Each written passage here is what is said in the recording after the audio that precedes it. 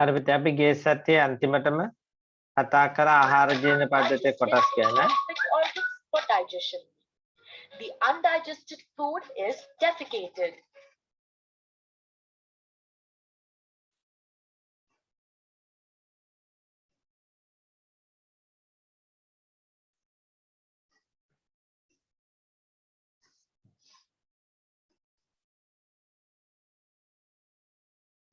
මිනිස්සාගේ ආහාර ජීර්ණ ක්‍රියාවලිය අපි කිව්වා ආහාරවල අඩංගු සංකීර්ණ කාබනික සංයෝග අවශෝෂණය කළ හැකි පරිදි සරල කාබනික සංයෝග බවට පත්වීමේ ක්‍රියාවලිය ආහාර ජීර්ණය ලෙස හඳුන්වනවා. එතකොට පුතේ කාබෝහයිඩ්‍රේට් මොනෝසැකරයිඩ් කරනවා, ප්‍රෝටීන ඇමයිලෝ අම්ල කරනවා, ලිපිඩ ග්ලිසරෝල් සහ මේද අම්ල බවට පත් කරනවා. අපි ඊට පස්සේ ආහාර ජීර්ණය ප්‍රධාන ක්‍රියාවලි දෙකකට සිදු වෙනවා. එකකට කිව්වා යාන්ත්‍රික ක්‍රියාවලිය, අනිත් එකට කිව්වා රසායනික ක්‍රියා ජීර්ණය කියලා. යාන්ත්‍රික ජීර්ණයේදී කැපීම, කැඩීම, ඇඹරීම ඒ වගේ දේවල් වලට ලක් වෙනවා. රසායනික ජීර්ණය සිදු වෙන්නේ එන්සයිම කියන රසායනික ද්‍රව්‍ය මගින් කුඩා ද්‍රව්‍ය බවට නැත්නම් සරල ද්‍රව්‍ය බවට බිඳ හෙළනවා කියලා කිව්වා. සමහර දේවල් ජීර්ණයක් නැතුව කෙලින්ම අවශෝෂණය කරගන්නත් පුළුවන් කිව්වා. ඒවා තමයි විටමින, ග්ලූකෝස්, ගැලැක්ටෝස් සහ ෆ්‍රුක්ටෝස්. ආහාර ජීර්ණ පද්ධතියේ කෘත්‍යයන් ගැන කිව්වා. ආහාර ජීර්ණයට වැදගත් වෙනවා, ඵල අවශෝෂණයට වැදගත් වෙනවා, ජීර්ණය නොවන ද්‍රව්‍ය බැහැර කරන්න වැදගත් වෙනවා. ආහාර ගමන් කරන මාර්ගය සහ ආහාර මාර්ගය ආශ්‍රිත ග්‍රන්ථි අපි දැනගෙන ඉන්න ඕන. අපි කොටස් ටික නම් කරා. මුඛය, මුඛ කුහරය, ග්‍රසනිකාව, අන්නස්රෝතය, ආමාශය, කුඩාන්ත්‍රය, මහාන්ත්‍රය, ගෘද මාර්ගය, ගුදය, අග්න්‍යාශය, අක්මාව සහ කේත ග්‍රන්ථි. ඊට අමතරව දත් සහ දිව උදව් කරනවා.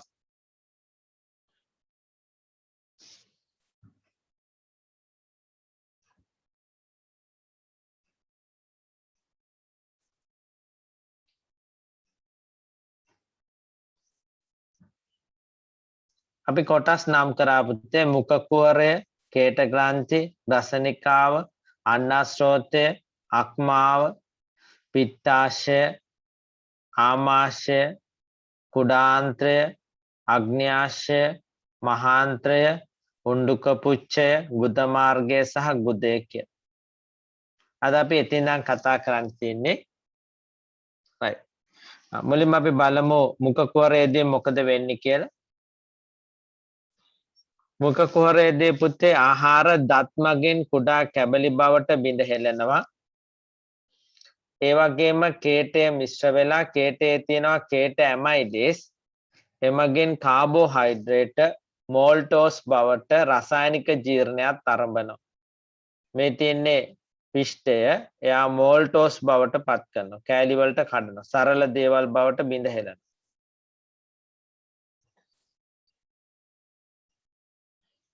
ඊට අමතරව පුතාලට පේනවා ඇති මෙතන මම නැවතුවොත් මේ ආහාරය මේ පැත්තට ගියොත් පුතේ මෙතන තියෙන්නේ ශ්වසන මාර්ගය. තේරුණාද? මේ පැත්තට ඇතුල් වුණොත් එහෙම මෙතන තියෙන්නේ ශ්වසන මාර්ගය. ඒ නිසා මේ පැත්ත ඇතුල් වීම වළක්වන්න මෙන්න මෙතනින් ඇවිල්ලා වැහෙනවා. මේ කොටසට කියන්නේ අපි අපිජීවහිකාව කියලා. එහෙනම් පේශිමේ ව්‍යුහයක් තියෙනවා පුතේ අපිජීවහිකාව කියලා. එයා ආහාරය එනකොටම වැහිලා යනවා. ආයි පොඩ්ඩක් බලන්න වැහෙන විදිය වැදගත්.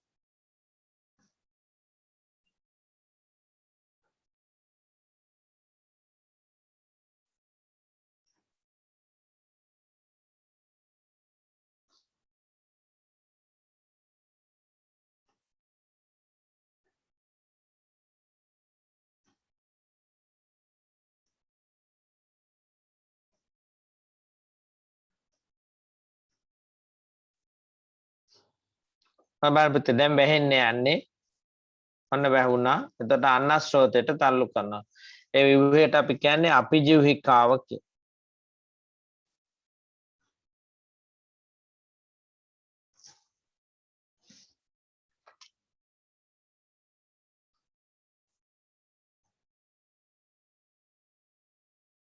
ලියමු මුඛ කුහරයේ ලක්ෂණ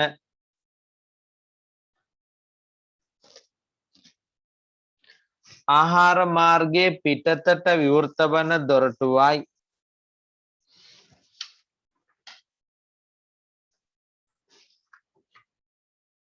ආහාර මාර්ගයේ පිටතට විවෘත වන දොරටුවයි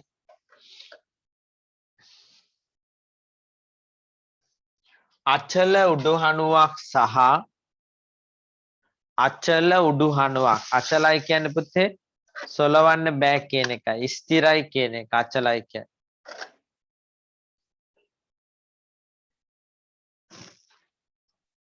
අචල උඩුහණුවක් සහ චලනය කළ හැකි යටිහණුවකින් සමන්විතය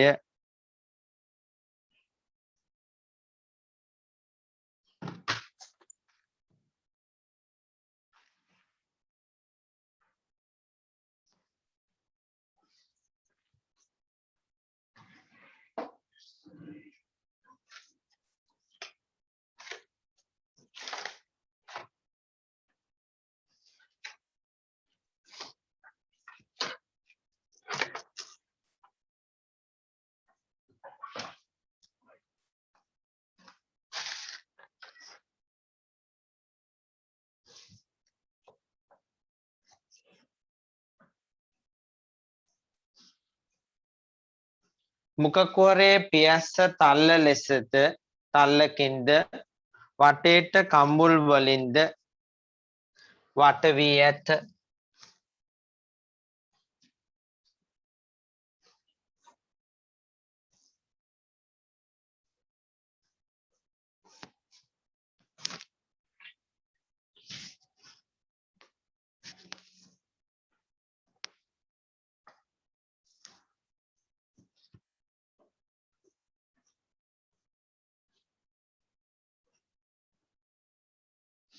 පත්ලට සවි වූ දිවක් ඇත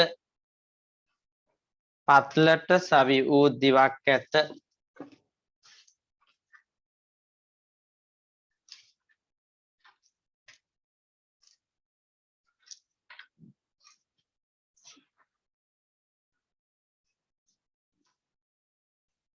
කේට ග්‍රන්ථි 3ක් මුඛ කුහරයට විවෘත වේ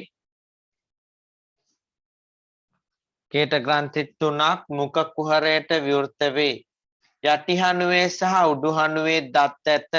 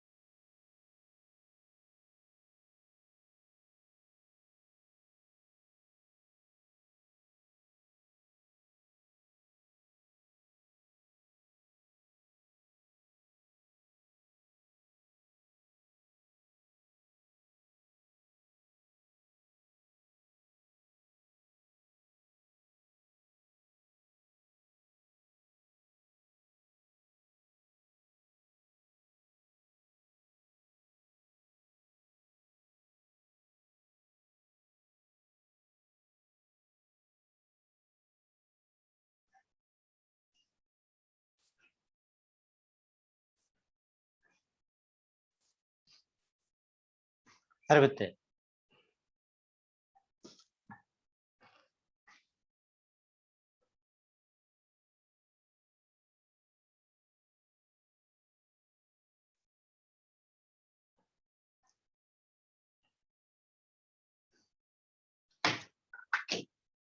දැන් අපි ඉන්නේ පුතේ මුඛ කුහරය කියන කොටසේ. හරිද? මුඛ කුහරය කියන කොටසේ. එතකොට අපේ මුඛ කුහරය පුතේ මෙහෙම අපි ගත්තොත් එහෙම යටි හනුව මෙතන තියෙනවා පුතේ දත්. එතන මේ දත් වල හරියට මෙහෙම සමමිතිකව කොටස් දෙකකට බෙදන්න පුළුවන්. මේ හරිය තියෙනවා එක දත් වර්ගයක්. ඊට පස්සේ මෙහෙම දත් වර්ග විහිදිලා යනවා. ගොඩක් දැනගන්න අවශ්‍ය නැහැ. දත් වර්ග හතරක් තියෙනවා කෘන්තක, රදනක, පුරස්චාර්වක සහ චාර්වක කියලා. නිතරම කෘන්තක මුලින්ම කියන දත පටන් ගන්න මෙන්න මෙතනින්. මෙතනින් අර හක්කට යනකොට තමයි පුතේ චාර්වක සහ පුරස්චාර්වක දත් තියෙන්නේ. ඒවා ඇඹුරුම් දත්. මේවා ඇවිල්ලා ඉරණ දත්. දැන් රදනක දත් කොටීන්ගේ වගේ තියුණුව වැඩිලා තියෙන හේතුව ඒගොල්ලෝ මස් ඉරන් ආහාරයට ගන්න නිසා. ඊළඟට ගවයන්ගේ වගේ අයගේ පුරස්චාරක සහ චාරක දත් තියෙනවා. මොකද ඒගොල්ලෝ ශාක කොටස් අඹරලා ආහාරයට ගන්න නිසා. අපේ මේ කියන කොටස් මේ දත් වර්ග හතරක් තියෙනවා කෘන්තක, රදනක, පුරස්චාරක සහ චාරක කිය.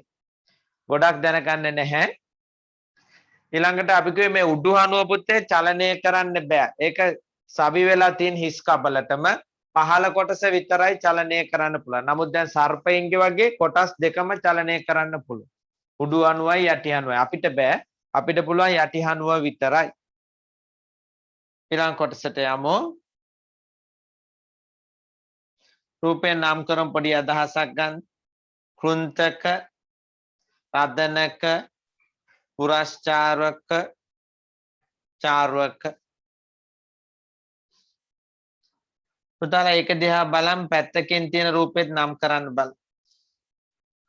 කෘන්තක, රදනක, පුරස්චාරක සහ චාර්වක. ඒක දිහා බලාගෙන මේ කොටස නම් කරන්න.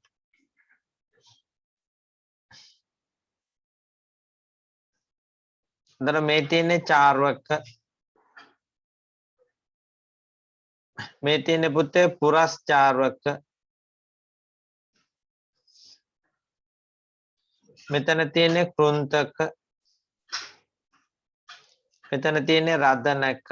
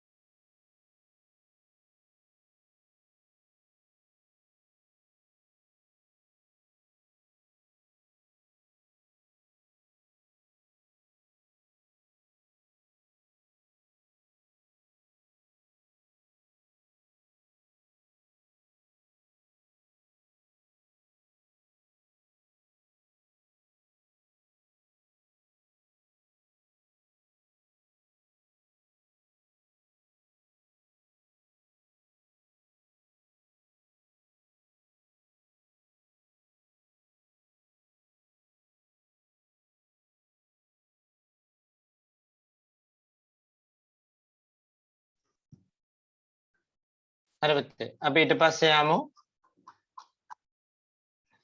ඊළඟ කොටසට.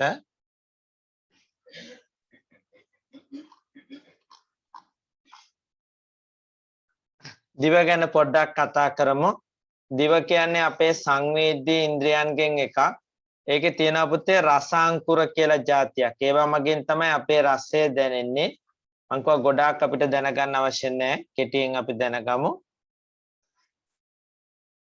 එමු දිව ඊළඟ කොටස පුතේ දිව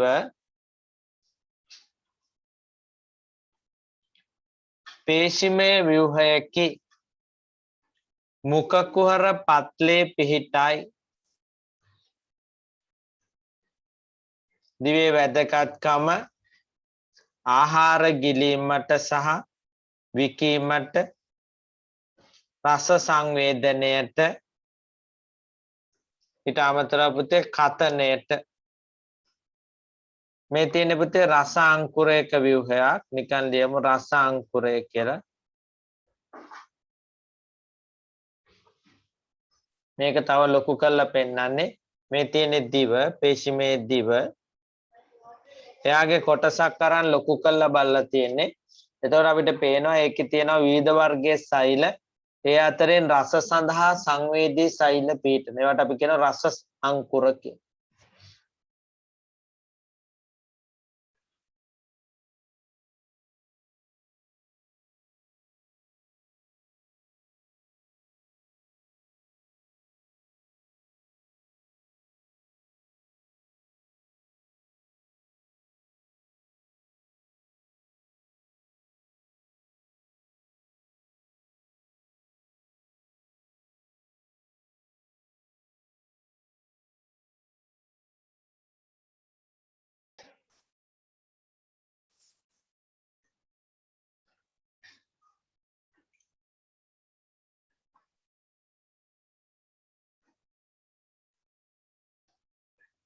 ඊට පස්සේ අපි දත් ගැන කතා කරමු.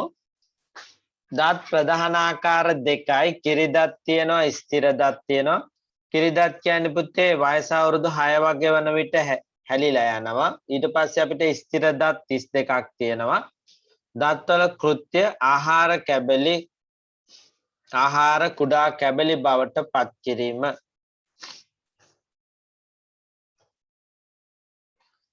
කේට ග්‍රන්ථි එමෝ මෙහි ශ්‍රාවය කේටය ලෙස හඳුන්වයි. කම්බුල්ගාය රෝගයේදී මෙම කේට ග්‍රන්ථි වෛරස ආසාදනයකට ලක් වෙනවා. පැරොටිඩ් ග්‍රන්ථිය තමයි මෙහෙම ආසාදනයකට ලක් වෙන්නේ. එතකොට තමයි අපි කියන්නේ පුතේ කම්බුල්ගාය කියලා. නිකන් දැනගන්න. කම්බුල්ගාය කියන්නේ කේට ග්‍රන්ථියක වෛරස ආසාදනයක්. කේටේ සංයුතිය ලෙස ජලය, අයන වර්ග සහ එන්සයිම් තියෙනවා. එන්සයිමේ නම තමයි කේට ඇමයිලේස්. ඕන හයිලයිට් කරගන්න. එයාට කියන්නේ කේට ඇමයිලේස්.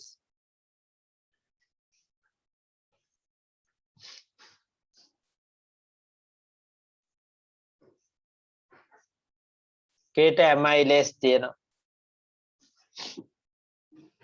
කේටේ කාර්යභාරය ඊට අමතරව කේටේ pH අගය 6.5 7.5 අතර වේ. භාෂ්මික පැත්තට ටිකක් කිට්ටුයි. කේටේ කාර්යභාරය වියලි ආහාර ගිලීමට සුදුසු තත්ත්වයට මෘදු කිරීම, රස සංවේදනය පහසු කිරීම, පිෂ්ඨය ජීර්ණය ආරම්භ කිරීම. අපි පස්සේ බලමු කොහොමද ජීර්ණය ආරම්භ කරන්න කියලා. පිෂ්ඨය ජීර්ණය ආරම්භ කිරීම.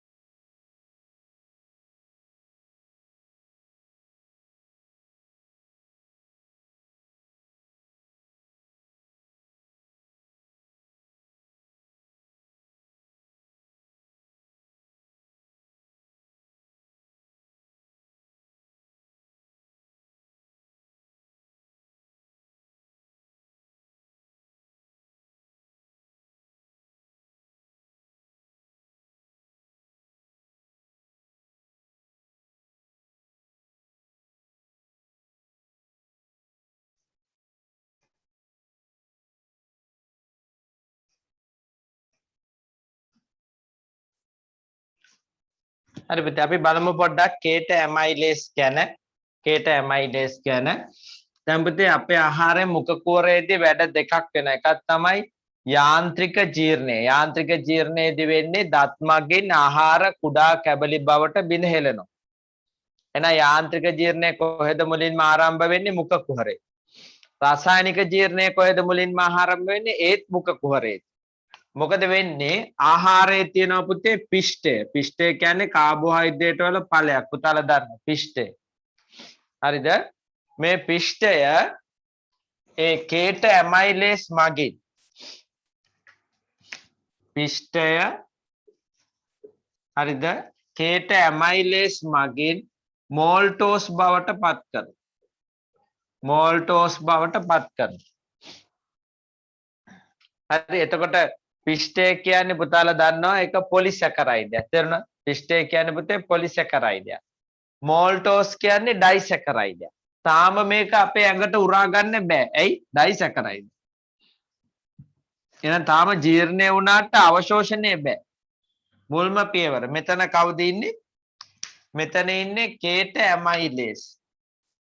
කේට ඇමයිලේස්. නැත්නම් අපි තව නමක් යට කියනවා ටයලින් කියලා. කේට ඇමයිලේස්. එතන කේට ඇමයිලේස් මගින් පිෂ්ඨය මෝල්ටෝස් බවට පත් කරනවා. ඒක තමයි මොකද්ද? රසායනික ජීර්ණය. මුලින්ම සිදුවන රසායනික ජීර්ණය කොහෙද සිදුවෙන්නේ? මුඛ කුහරය තුලදී. එහෙනම් මුඛ කුහරයේ තමයි මුල්ම යාන්ත්‍රික ජීර්ණයත් මුල්ම රසායනික ජීර්ණයත් සිදුවෙන්නේ. එතනින් පස්සේ අපේ මේ ග්‍රසනිකාව හරහා පොදු කුටීරයට අපි කිව්වේ ග්‍රසනිකාව කියලා අන්නස්රෝතය හරහා ගමන් කරනවා පුතේ ආමාශයට. ආමාශයට ගමන් කරනවා. එහෙනම් අපි යමු සටහනට.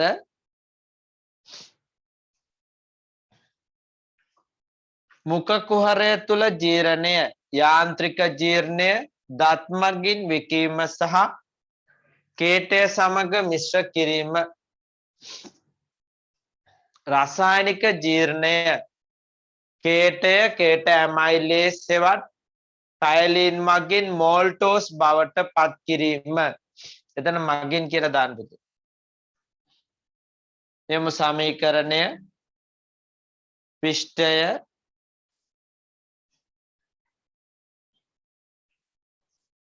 මෝල්ටෝස් වෙනවා ටයලින් මගින් නැත්නම් කේට ඇමයිලේස් මගින්. පිෂ්ඨය කියන්නේ පොලිසැකරයිඩයක්.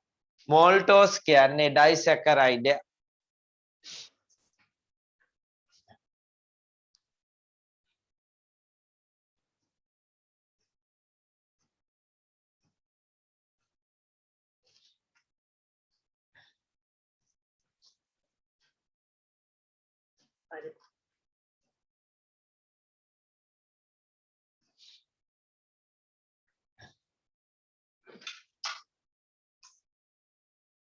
හරි දැන් අපි යමු ඊට පස්සේ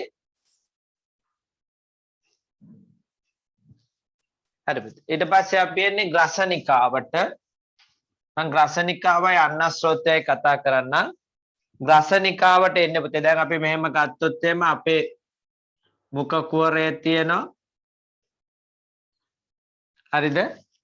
මුඛ කුහරයෙන් පස්සේ මෙතන මේ විදිහට මෙහෙම මෙතනින් මෙහෙම පහළට ගමන් කරනවා. මේ තමයි අන්නස්රෝතය. මේ තමයි අන්නස්රෝතය. තොර මෙතන තියෙනවා දැන් මෙතනින් මෙහෙම ඉස්සරහට තියෙනවා ස්වරාලය ශ්වාසනාලය. අපි ශ්වසන පද්ධතිය ඉගෙන ගත්තා.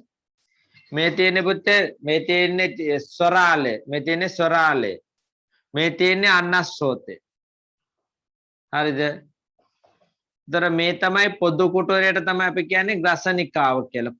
පොදු කුටීරයට. ඒකට කියනවා ග්‍රසනිකාව කියලා. දැන් තියෙන වැඩේ තමයි මෙහෙම අපි ආහාර ගත්තාම මේ ආහාරය මෙතනට ඇවිල්ලා මේ ආහාරය ඕන්න මෙහෙට යන්නත් පුළුවන් මෙහෙට යන්නත් පුළුවන්. හේතුව මෙතන පාරවල් දෙකක් තියෙනවා. ශ්වසන මාර්ගයට ගියොත් මැරෙනවා. මොකද උස්ම ගන්න බැරි වෙනවා. ඒ නිසා අපේ ආරක්ෂාවට මෙතන තියෙනවා පේශිමය ව්‍යුහයක්. මම පුතාලට කලිනුත් පෙන්නුවා. එයා ටක් ගාලා ඇවිල්ලා මෙතන මෙහෙම වහනවා. වහලා ඒක යවනවා කොහෙටද? ආහාර මාර්ගය ඔස්සේ අන්නස්රෝතය ඔස්සේ ආමාශයට යවනවා. මෙහෙට ස්වරාලයට ඇතුල් වෙන එක වළක්වනවා. නැත්නම් ශ්වසන මාර්ගයට ඇතුල් වෙන එක වළක්වනවා. කවුද? මෙයාට කියන්නේ අපිජීවහිකාව. අපිජීවහිකාව. තර අපිජීවහිකාවේ කෘත්‍ය තමයි ආහාරය ශ්වසන මාර්ගයට ගමන් කිරීම වළක්වලා ආහාරම අන්නස්රෝතය ඔස්සේ ගමන් කිරීමට ඉඩ සැලැස්වීම. පැහැදිලිද? ඊට පස්සේ පුතේ මේ අන්නස්රෝතය කියන්නේ පේශිමය ව්‍යුහයක්. අන්නස්රෝතය කියන්නේ පේශිමය ව්‍යුහයක්. මේක ලොකු දිග බටයක්. ඒතර මේ දිග බටය තුළින් ආහාර ගමන් කළා මේක ආමාශයට තමයි ඊට පස්සේ ඇතුල් වෙන්නේ. ආමාශයට. දැන් හිතන්නකෝ අපේ මේ දිගු බටේ දිගේ ආහාර යනකොට හිර වෙන්න පුළුවන්. දැන් අපේ සිංක් වල තියෙන සිංක් බට බලන්න කොච්චර කෑම කුඩා කැබලි ගියත් අන්තිමට හිර වෙනවා. එතකොට අපි මොකද කරන්නේ? යකඩ කූරක් දාලා ඉවරලා මොකද? නැවත නැත්තම් කම්බියක් හරි දාලා අර හිර වෙච්ච ටික අයින් කරනවා. එතකොට පුතාලා කවදාවත් මොකක් හරි කූරක් දාලා හාරලා තියනද හිර වුණාම නැහැ. එහෙම කරන්නේ නැහැ. එහෙම කරන්නේ නැත්තේ ඇයි? මෙන්න මේ අන්නස්රෝතයට තියෙන පුදුම චලන හැකියාවක්. අපි එකට නමක් කියනවා ක්‍රමාකුංචන චලන කියලා. මොන චලන කියලාද කියන්නේ? මේකම පාඩම් කරන්න. ක්‍රමාකුංචන චලන. මේ ක්‍රමාකුංචන චලන ඇති කරන්න මේකේ තියෙන සිනිඳු පේශි වැදගත්කම. ඒ නිසා පුතාලට මතක ඇති පේශි පද්ද බේද කිව්වා ආහාර මාර්ගයේ වැඩිපුරම තියෙන සිනිඳු පේශි. ඒ වගේ මේවායේ බිත්ති ආස්තරණය කරන්නේ අපිච්ඡත පටක. දැන් මේ ආහාරය ටික ටික පහළට යවනවා තල්ලු කරනවා. මොකක්ද මේ චලනයට කිව්වේ? ක්‍රමාකුංචන චලන. මේ බටේ තියෙන ක්‍රමාකුංචන චලන මෙතන විතරක් නෙමෙයි ආමාශයේ තියෙනවා. වැඩිපුරම අපි දකින්න ලැබෙන්නේ මේ අන්නස්රෝතේ. ඒ නිසා මෙතනින් ඇතුල් වෙන ආහාරය පුතේ ආමාශය දක්වා ගමන් කරනවා. අපි ඒ ටික කතා කරමු.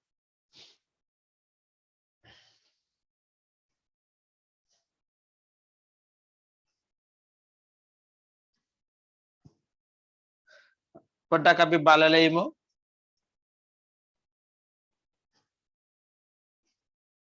මේ පෙන්නේ ආහාරය එනවා අපිජීවිකාව පහළට ඇවිල්ලා පේනවාද? වැසීම නවත්තලා අන්නස්රෝතය ඔස්සේ ආහාරය ආමාශයට යවනවා.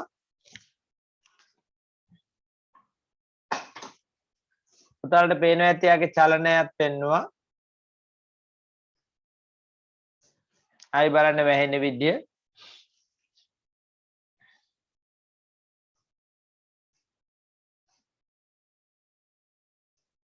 දෙමු. මේ ආහාර මාර්ගයේ ගසනිකාව දෙවෙනි කොටස කියන්නේ අපි ගසනිකාව. මේ ආහාර මාර්ගයට සහ ශ්වසන මාර්ගයට පොදු කුටීරයයි.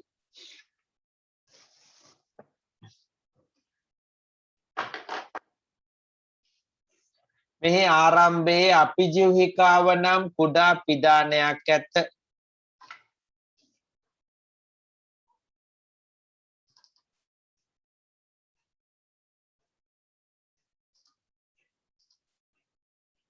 අපිජීවහිකාව නම් කුඩා පිඩානයක් ඇත. අපිජීවිකාවේ කෘත්‍ය ආහාර ශ්වසන මාර්ගයට ඇතුල් නොවි අන්නස්රෝතයට ඇතුල් කිරීම.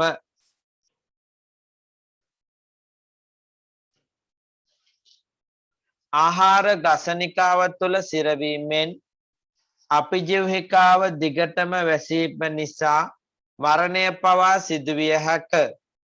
මේ ආහාර ජීර්ණයක් සිදු නොවේ.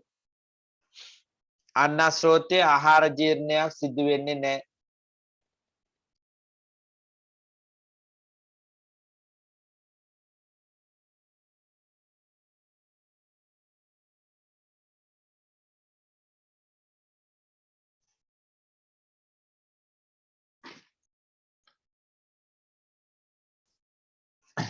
ඊළඟ කොටසට අපි යන්න බලමු. ඊට පස්සේ අපි එන්නේ පුතේ ආමාශයට. හරිද මේ ටික ලියලා? ආමාශය කියන්නේ පේශිමය මල්ලක් වෙන ව්‍යුහයක්. අපි ඒ ගැන පොඩ්ඩක් බලලා ඉමු.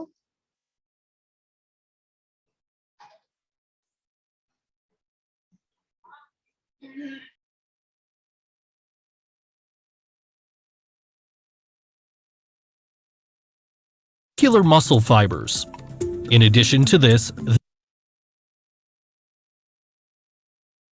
there is an oblique muscle layer overlaying the mucosa. On the inside, there are rugae that allow the stomach to enlarge when food is consumed. The stomach wall contains gastric glands. මේ පෙන්නන්නේ පුතේ ආහාර මාර්ගයේ produ- තියෙන ආමාශයේ තියෙන බිත්තියෙන් ශ්‍රාවය වෙනවා පුතේ. ආමාශයක යුෂයක්. Produce mucus, which is able to protect the stomach wall from the secreted gastric acid. Gastric acid is produced by simply smelling or seeing food, but also spices, and the stretching of the stomach causes the secretion, that is, the release of gastric acid. About 1 to 2 liters of gastric juice are produced per day. Since the esophagus does not have a protective mucus layer like the stomach and esophagus are separated by a sphincter. It relaxes when a bolus is pushed from the esophagus into the stomach and then contracts to prevent acid and food from going back up. Gastric juice consists, among other things, of hydrochloric acid, the enzyme pepsin, the intrinsic factor, and lipase for the digestion of fat. ඒකේ තියෙනවා පුතේ HCl තියෙනවා ඒ කියන්නේ hydrochloric අම්ලය තියෙනවා පෙප්සින් තියෙනවා රෙනින් තියෙනවා ශ්ලේෂ්මල තියෙනවා. In addition to nutrients, food also contains bacteria that can damage the body. The components of hydrochloric acid are able to destroy harmful bacteria. පෙප්සින් මගින් ප්‍රෝටීන විනාශ කරනවා.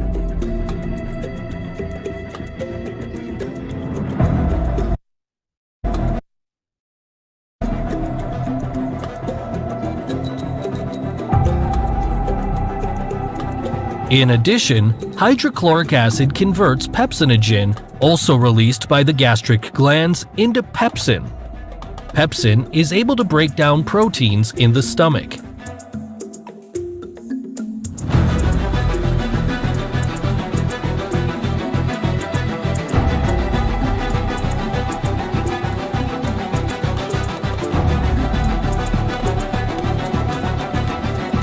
For a vitamin B12 absorption in the small intestine, the intrinsic factor is needed.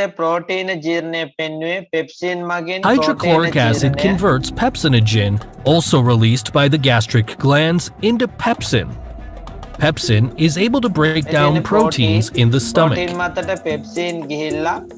පොලිපෙප්ටයිඩ් බවට බෙදෙනවා. තර නිදහස් වෙන්නේ පොලිපෙප්ටයිඩ්.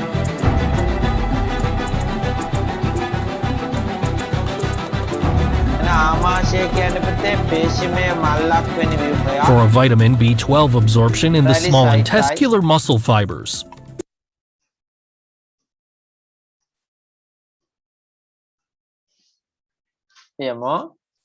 අන්න ස්රෝතය දිගු නලයකි. මෙය කංකාල පේශි හා සිනිඳු පේශි වලින් සෑදී ඇත.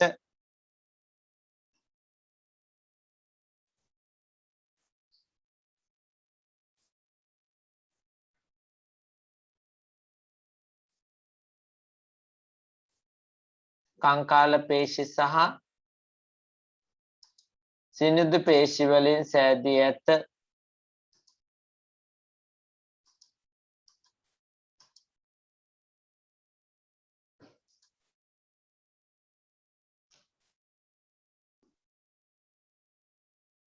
මේදී ආහාර පහළට ගමන් කරන්නේ highlight කරගන්න පුතේ. ක්‍රමා කුංචනය මගිනි. අපි ඒකට කියන්නේ ක්‍රමා කුංචනය. අන්නස්රෝතයේ කෘත්‍ය ආහාර ගසනිකාවේ සිට ආමාශය වෙතට ගමන් කිරීම. ගසනිකාවේ සිට ආමාශය වෙතට ගමන් කිරීම.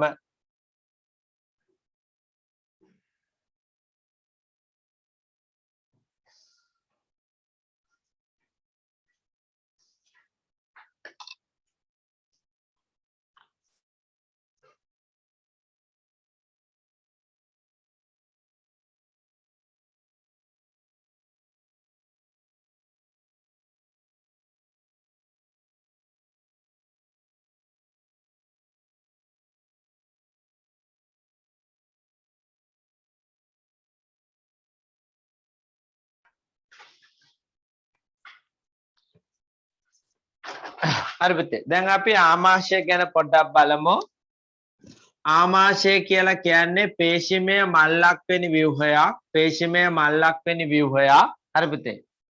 එතකොට එයාගේ සීමාවන් අපි අඳුරගත්තොත් එයාගේ සීමාවන් අඳුරගත්තොත් මේ උඩ මෙතන තියෙන්නේ අන්නස්රෝතය. හරිනේ. එයාගේ ආරම්භයේ තියෙන්නේ අන්නස්රෝතයට පස්සේ.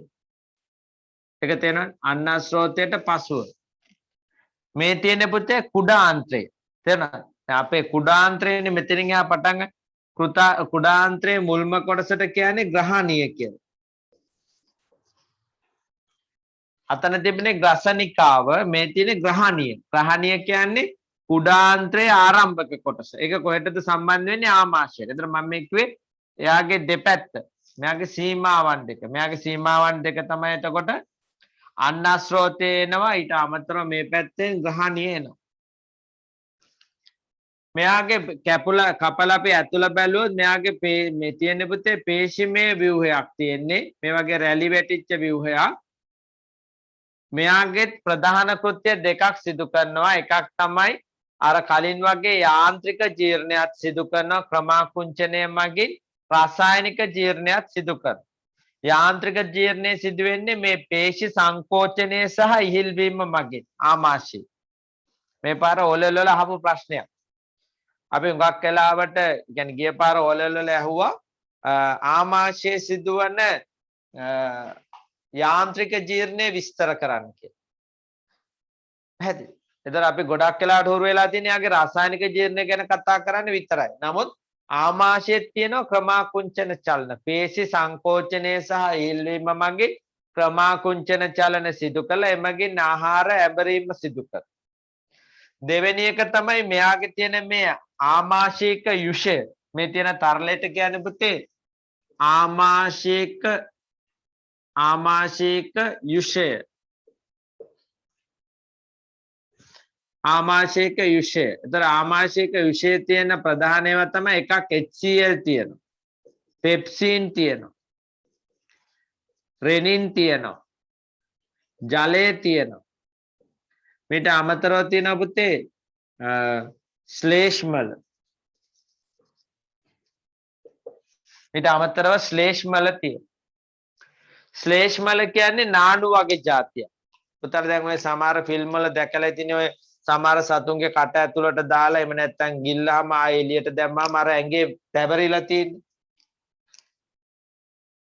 ඒ වගේ නානුමය ස්වභාවයක් දරන එකකට තමයි මේ ශ්ලේෂ්මල කියන්නේ ශ්‍රාවයක්. මෙයාගේ තියෙන ලොකුම වැදගත්කම තමයි දැන් මම ඇන්දොත් එහෙම මෙහෙම ආමාශයක බිත්තිය මේ තියෙන්නේ ආමාශයක බිත්තිය නම් පුතේ පුතාලා දන්නවනේ HCl කියන්නේ ප්‍රබල අම්ලයක්. අපේ ඇඟේ අතට වැටුනොත් විකාදනය වෙන අපි කියන්නේ පිලිසුම් ඇති කරනවා කියලා. එහෙනම් මේ ආමාශයේ බිත්තියේ නම් මෙයා ඉන්නේ මේ ඇතුලේ නම් ඉන්නේ. එහෙනම් ආමාශයේ බිත්තිය පිච්චෙන්න එපා. පිලිස්සෙන්න එපා. ඇත්තටම පිලිස්සෙනවා. අපි හරියට මේ ආහාර පුරුදු ඇති කරගත්තේ නැත්නම් ඒක නවත්තන්නේ මෙන්න මේ වගේ ශ්ලේෂ්මල තට්ටුවක් තියෙනවා. මම රතු පාටින් යන්නේ ශ්ලේෂ්මල තට්ටුව. ඒක උඩ තමයි තියෙන්නේ දැන් අර HCl. මම නිල් පාටින් අඳින්නේ HCl. තේරුණා? ඒ නිසා HCl ආමාශයික බිත්තියත් එක්ක ගැටෙන්නේ නැහැ. කවුද ඒක නවත්තන් ඉන්නේ? ශ්ලේෂ්මල. එතකොට අපි නිසි වේලාවට ආහාර ගන්නේ නැතුව ગેස්ට්‍රයිටිස් වෙනි රෝගාබාධ හදාගත්තොත් අර ශ්ලේෂ්මල තට්ටුව තුනී වෙලා සමහරලාට ආමාශයක පටක වලට ගිහිල්ලා මෙයා හානි කරනවා. එතකොට ආමාශයේ තුවාල ඇති කරනවා. එතකොට ඒක බලන්නේ මොන උපකරණයද? මේ ඔක්කොම එකට සම්බන්ධ වෙනවද? එන්ඩොස්කෝපේ. මතකයිද? ප්‍රකාශ තන්තු භාවිතයෙන් නිපදවපු උපකරණයක් තිබ්බා. ආලෝකයේ පාඩමේදී කතා කරා එන්ඩොස්කෝපේ. එහෙනම් බලන්න මේ ආමාශය කියන්නේ විභාගයක ප්‍රශ්න දෙන්න පුළුවන් තැනක් නේ. මොකද්ද? අම්ල භස්ම තියෙනවා. මොකද අම්ල භස්ම තියෙනවගේ? ආම්ලික ගතිය වැඩි වුණොත් අපි බොනවනේ මොනවද? milk of magnesia. එහෙනම් අම්ල භස්ම උදාසීනීකරණය මෙතන තියෙනවා. පටක තියෙනවා. පටක පාඩමට පයින්න පුළුවන්. සිනිඳු පේශි තියෙනවා. ආහාර ජීර්ණ පද්ධතිය මෙතන තියෙනවා. ආලෝකයේ එන්ඩොස්කෝපය මෙතන තියෙනවා. පැහැදිලි? ඊට පස්සේ මෙතන පුතේ ඔක්කොම ප්‍රශ්න ටික එකට ගන්න පුළුවන් තැන. දැන් මේ එකිනෙකේ කෘත්‍ය අපි දැන ගන්න ඕනේ. HCl වල කෘත්‍ය අපි දැනට පුතාලට කිව්වා බැක්ටීරියා විනාශ කරන. ඒ වගේම මේ පෙප්සින්ට ජීර්ණයට අවශ්‍ය කරන ආම්ලික මාධ්‍ය සපයන. මේ පෙප්සින් කියන්නේ ප්‍රෝටීන ජීර්ණය සිදු කරන එන්සයිම්. එයාව සක්‍රිය කරලා මේ ප්‍රෝටීන ජීර්ණයට අවශ්‍ය පරිසරය හදලා දෙන්නේ කවුද? HCl. HCl. ඊට අමතරව ජලයේ තියෙනවා රෙනින් කියන්නේ කුඩා ළමයින්ගේ කිරි කෙටි කැසීම සිදු කරන්නේ රෙනින් මගේ. ශ්ලේෂ්මල වල කෘත්‍යයත් මම කිව්වා. ශ්ලේෂ්මලයේ කෘත්‍යයත් කිව්වා.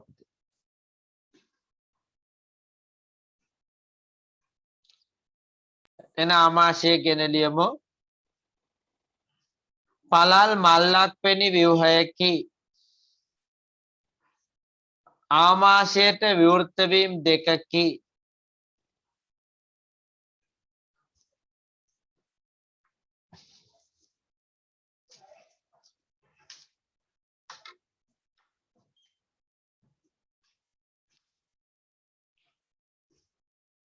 ආමාශයට විවෘත වීම දෙකකි.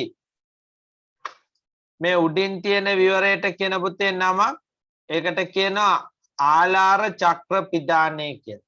තේරුණාද? මෙන්න මෙතන තියෙන එක මේ ඒ කියන්නේ ඒ විවරය. එයා මගින් තමයි මම ඉස්සෙල්ලා පෙන්නුවේ ඇතුල් වෙන ආහාර පාලනය කරන්නේ එයා. එයාට කියන නම ආලාර චක්‍ර පිදානය.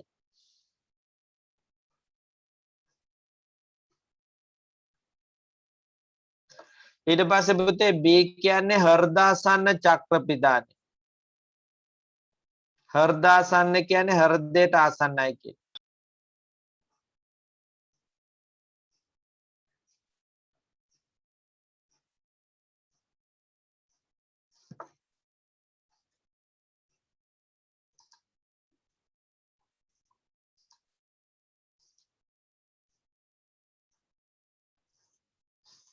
ඉන්න පුතේ මේ ටික මාරු වෙන්න ඕන.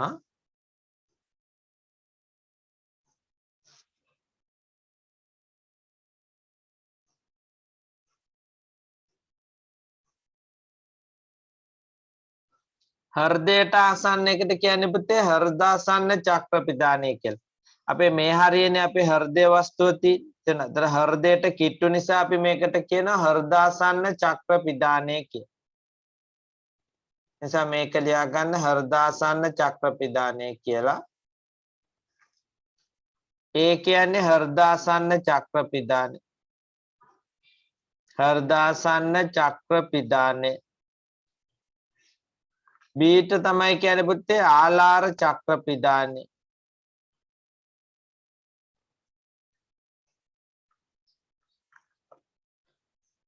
डी කියන්නේ ආමාශය. C කියලා කිව්වේ අපි ග්‍රහණී.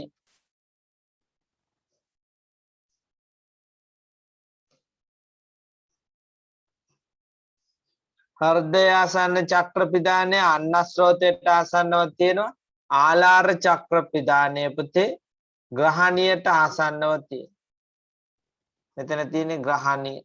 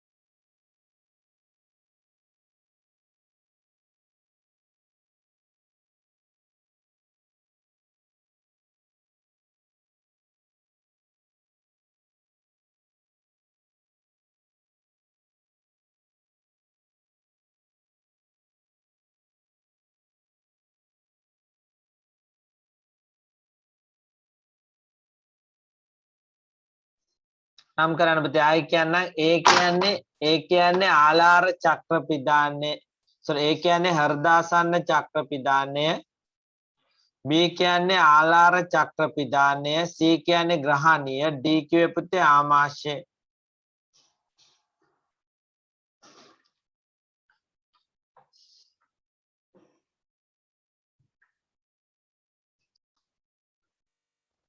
ජලය පුතේ තෙත්ව පවත්වා ගැනීම हाइड्रोक्लोरिक अम्ल अहितकर क्षुद्र जीवीन विनाश किरीम पेप्सिन वल क्रियाकारीत्वයට ආම්ලික මාධ්‍ය සැපයීම රෙනින් ලදරුවන්ගේ කිරි කැටි ගැසීම ශ්ලේෂ්මල ආමාශය ඇතුළු බිත්තිය ආස්තරණය කර HCl සහ පෙප්සින් ආමාශයක බිත්තියේ වැදීම වළක්වයි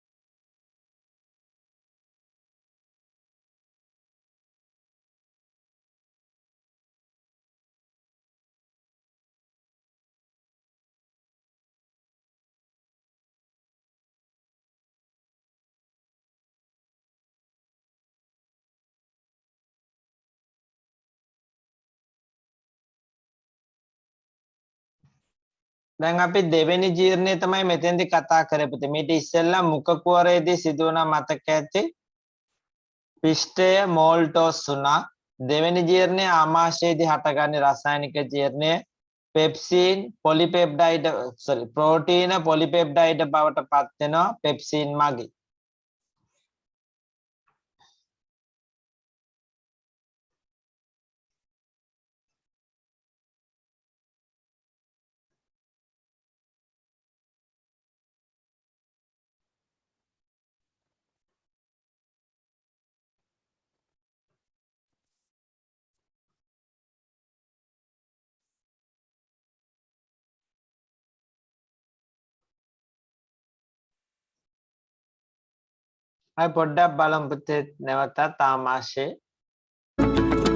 Through gastric juice and stomach movements, which take place approximately every 20 seconds. The individual boluses are mixed to a semi-fluid mass of partly digested food, the so-called chyme. The chyme cannot enter the duodenum at first because there is a sphincter at the stomach exit. The pyloric sphincter resembles the esophageal sphincter. The pyloric sphincter opens only a few millimeters, so that larger pieces remain inside the stomach. In the first section of the small intestine, the duodenum, like structure behind the tongue directs the food into the esophagus and prevents entry into the larynx. The peristaltic movements of the esophagus helps the food to move down the tract till it reaches the stomach. ඊට පස්සේ ආමාශයක විශේෂ දිය වෙනවා.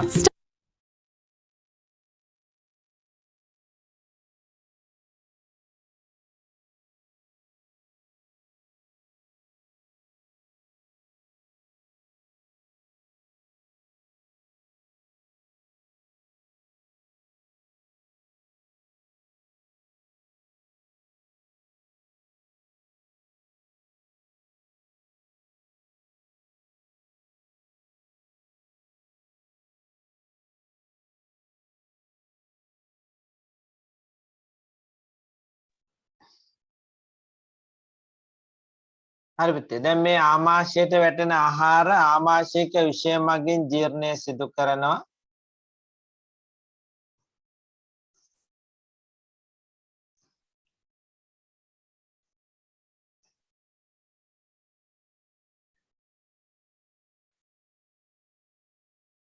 එතනින් පස්සේ ආහාරය යන්නේ පුතේ ග්‍රහණියට.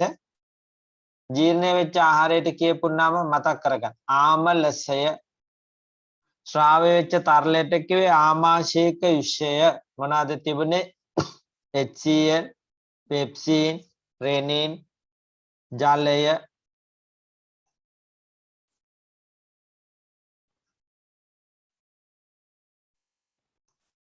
ශ්ලේෂ්මල. හරි. දැන් අපි ආමලසය ගැන චුට්ටක් කතා කරමු. ආමාශයට පැමිණෙන ආහාර ක්‍රමාකුංචනය මගින් කුඩා කැබිලි වලට කැඩී හොඳින් මිශ්‍ර වී තලපයක් බවට පත් වේ. මෙම තලපය ආමලසය වේ. ආමාශයේ යාන්ත්‍රික ජීර්ණය මම කිව්වා මේ පාර ඔලවල වලට ඇහුවා කියලා ගිය පාර. ඒතර එතෙන්දී ලකුණු දුන්නේ පුතේ එකක් තමයි ක්‍රමාකුංචන චලන සිදු වෙනවායි කියන එක. ආමාශය තුල සිදුවන ක්‍රමාකුංචන චලන නිසා ආහාර යාන්ත්‍රික ජීර්ණයට ලක් වේ.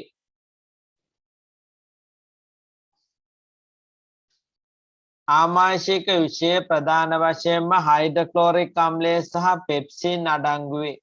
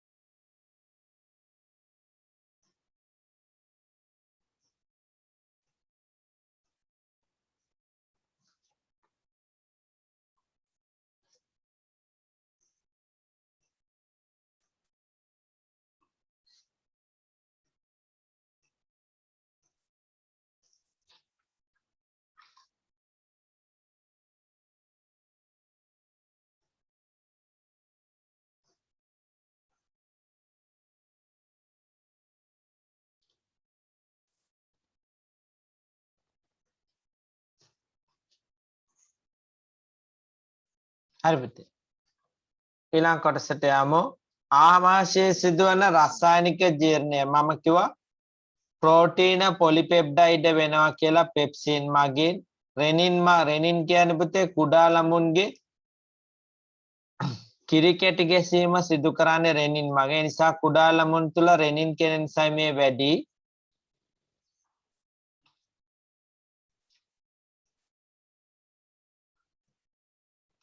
ආමාශය තුල ද්‍රව්‍ය අවශෝෂණය සාමාන්‍යයෙන් ආමාශය තුල ද්‍රව්‍ය අවශෝෂණය කරන්න අමාරුයි. මොකද ජීර්ණය සම්පූර්ණ නැහැ. නමුත් සමහර දේවල් අවශෝෂණය කරන්න පුළුවන්. ඒ තමයි ග්ලූකෝස්, ජලය, ඇතැම් ඖෂධ වගේ දේවල්. පැහැදිලි පුතේ? මෙතන තාම ප්‍රෝටීනේ ඉන්නේ පොලිපෙප්ටයිඩ් තත්ත්වයේ. ඒක අවශෝෂණය කරන්න බෑ. පිෂ්ඨයේ ඉන්නේ මෝල්ටෝස් තත්ත්වයේ. ඒක අවශෝෂණය කරන්නත් බෑ. අපිට පුළුවන් නම් ග්ලූකෝස් ටිකක් පානය කරන්න. අන්න ඒ ග්ලූකෝස් ටික ආමාශයේදී අවශෝෂණය වෙන්න පුළුවන්.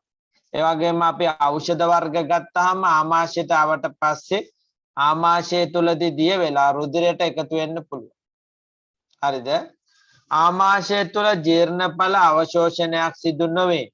නමුත් පහත ද්‍රව්‍ය අවශෝෂණය සිදු කරයි. ලියමු 1 ජලය, 2 ග්ලූකෝස්, 3 සමහර ඖෂධ වර්ග.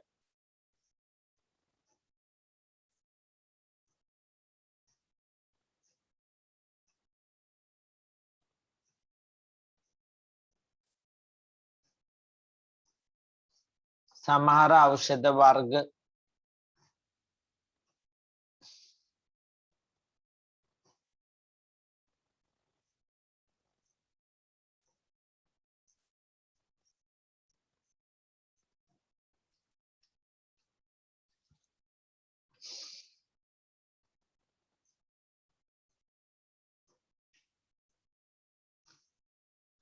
අපි ඊට පස්සේ යන්න හදන්නේ පුතේ කුඩා අන්ත්‍රයට. කුඩා අන්ත්‍රයට හරි පුතේ එකක් තමයි අපි කතා කරන කුසගින්න කියන්නේ මොකක්ද කියලා.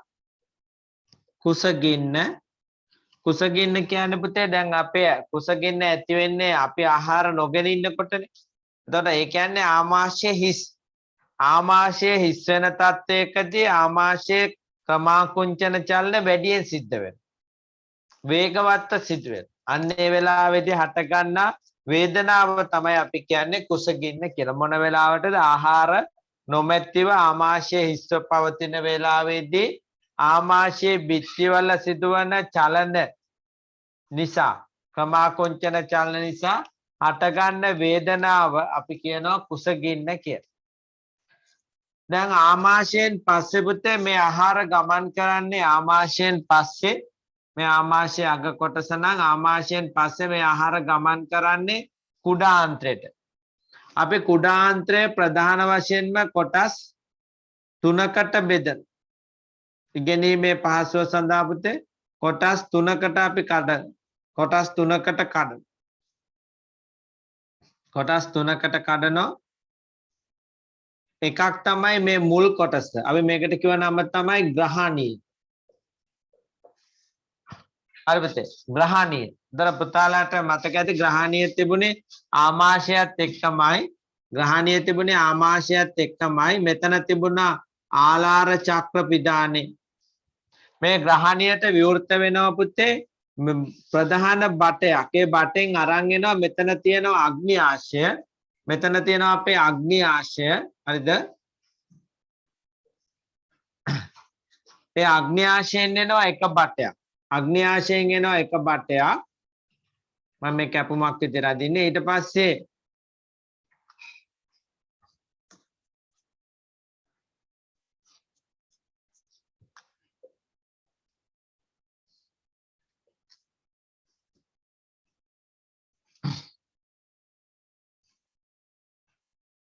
අග්න්‍යාශය පුතේ මේ හරි තියෙන්නේ. අග්න්‍යාශයෙන් එනවා එක බටයක්. අග්න්‍යාශය මේ හරි තියෙන්නේ. අග්න්‍යාශයෙන් හට ගන්නවා එක බටයක්. මේ උඩින් එනවා පුතේ පිත්තාශය තියෙනවා මෙතන. මෙතන පිත්තාශය තියෙනවා. ඒ වගේම මෙතන තියෙනවා අපේ ඇඟේ තියෙන ලොකුම ඉන්ද්‍රියකාව වන ඉන්ද්‍රිය වන මේ ලොකුම ඉන්ද්‍රිය වන අක්මාව. මේ තියෙන පුතේ අක්මාව. ලොකුම ඉන්ද්‍රිය මේ තියෙන්නේ අග්නි ආශය. තර මේ දෙන්නගෙන් එනවා බට දෙකක්. ඒ බට දෙක එකතු වෙලා පොදු විවරයක් විදිහට මේ ග්‍රහණියට විවෘත වෙනවා. එහෙනම් අක්මාවේ තියෙනවා මෙතන තියෙනවා පිත්තාශය. පිත්තාශයේ ගබඩා වෙනවා පිත්ත. ඒ පිත්ත නිපදවන්නේ පුතේ අක්මාව. අක්මාවෙන් නිපදවලා පිත්තාශය ගබඩා කරලා තියාගන්න. ඒ කියන්නේ පිත්තාශයට නිපදවන්න බෑ. පිත්තාශය කරන්නේ ගබඩා කරලා තියාගන්න එක විතරමයි. කවුද එතකොට නිපදවන්නේ අක්මාව. පිත නිපදවන්නේ අක්මාව. නමුත් ගබඩා කරන්නේ පිත්තාශයේ. ශ්‍රාවය වන මේ විෂයට කියනවා පිත්යුෂ කියලා. අග්න්‍යාශයට පුළුවන් නිපදවන්න අග්න්‍යාශයක විෂය. ඒක ශ්‍රාවය කරනවා බටයක් දිගේ. දෙන්නම ඇවිල්ලා වැටෙනවා කොහෙටද? මේ ග්‍රහණියට. එහෙනම් මේ ආමලසය මෙතනින් ඇතුල් වුණාට පස්සේ ඒ ආමලසයට ප්‍රධාන තරල දෙකක් වැටෙනවා. මොනවාද ප්‍රධාන තරල දෙක? පිත්යුෂ සහ අග්න්‍යාශයක විෂය වැටෙනවා. පිත්යුෂ සහ අග්න්‍යාශයක විෂය වැටෙනවා. ඊට අමතරව මේ බිත්තිය දිගේ යනකොට බිත්තියනොත් තව විෂයක් ශ්‍රාවය වෙනවා. ඒකට කියනවා ආන්ත්‍රික විෂය කියලා. එහෙනම් විෂ කීයයිද දැන්? 3යි. මොනවාද විෂ 3?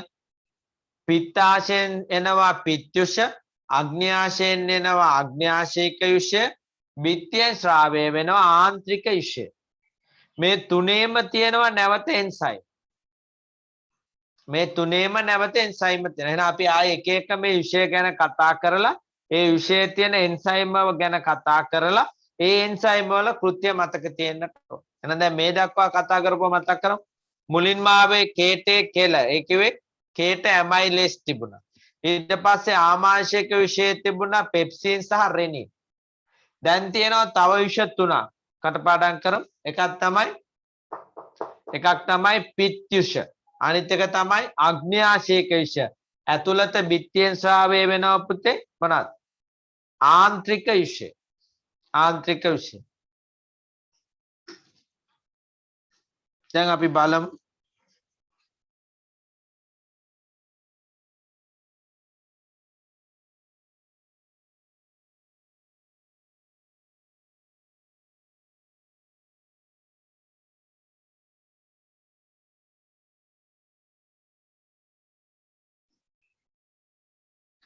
මේ පෙන්වන්නේ පුතේ කුඩාන්ත්‍රයට වැටෙනවා. ඒකේ ආරම්භයේ තියෙන ග්‍රහණීය.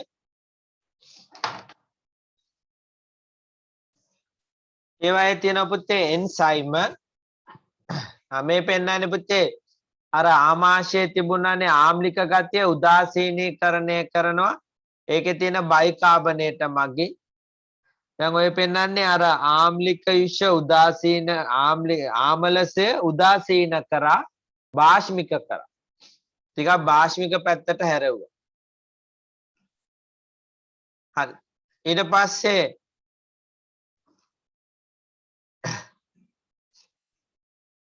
විවිධ එන්සයිම් ඇවිල්ලා ඉවරලා මෙතෙන්දී ආහාර ජීර්ණය ආරම්භ කරනවා. අපි එන්සයිම් ගැන ඉදිරියේදී කතා කරමු.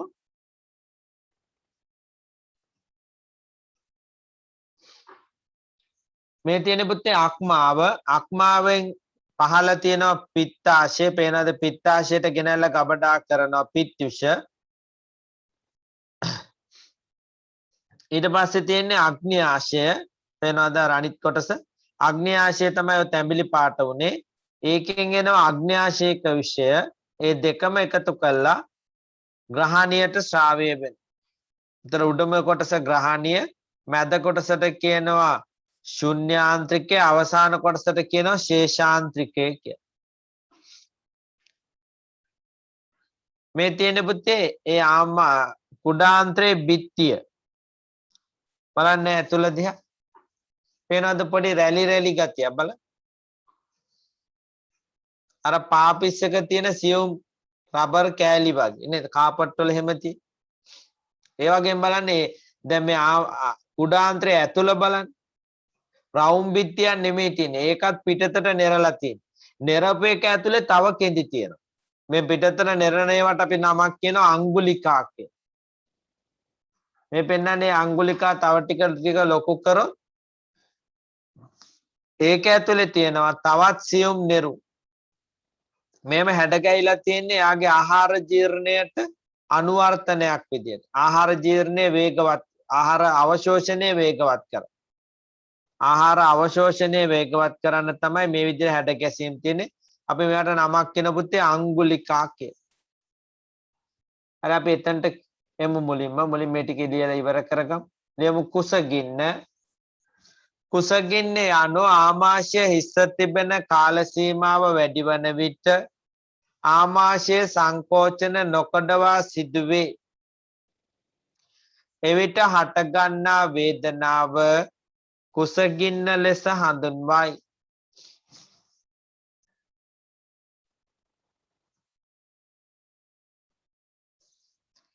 එවිට හටගන්නා වේදනාව කුසගින්න ලෙස හඳුන්වයි.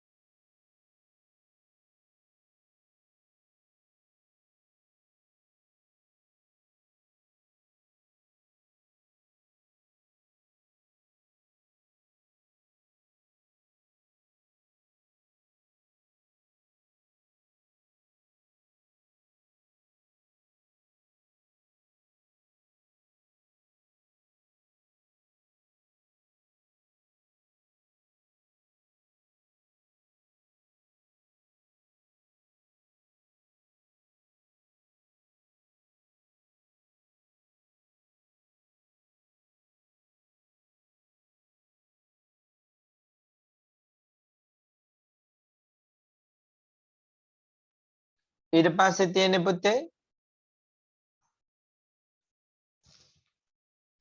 හරි පුතේ ඊට පස්සේ තියෙන්නේ කුඩාන්ත ශුද්‍රාන්තය කියන්නේ කුඩාන්තයටමයි. ඒකේ කොටස් 3 කියලා. ආමාශයට පසුව ශුද්‍රාන්තයට ආමලසය ගමන් කරයි. හරිනේ ආමලසය කිව්වේ ආමාශයේ ජීර්ණ වෙච්ච ඵලය නේද?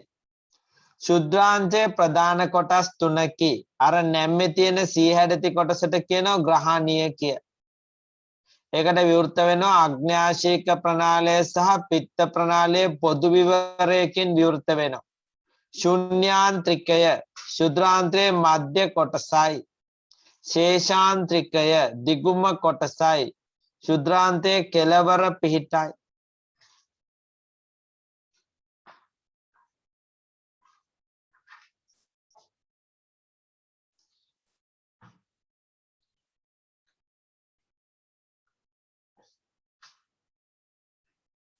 දැන් ශ්‍රාවයන් ගැන කතා කරන්න තියෙන්නේ අපිට.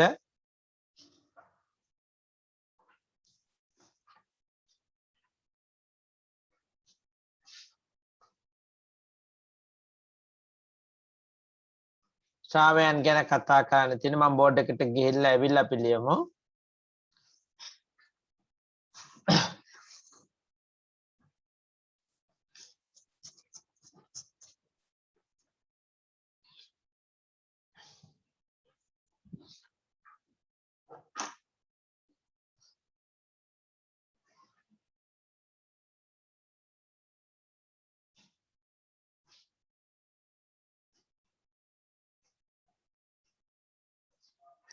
හරි පුතේ.